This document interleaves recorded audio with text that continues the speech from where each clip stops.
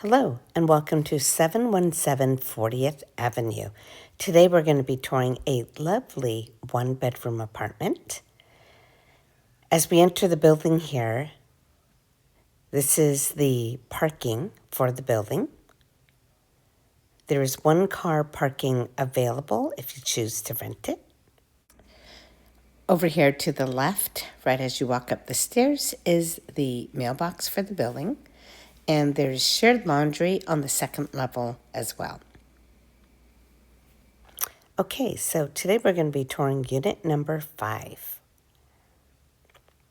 This unit is located off the street, so it is very quiet.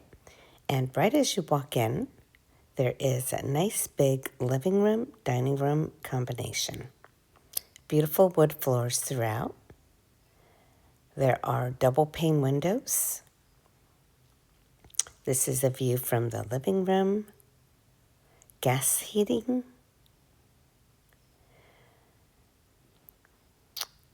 Here is the bedroom. It is spacious, located off the street, and you have a nice big closet here with 3 separate bars. Just outside the bathroom, you have a linen closet.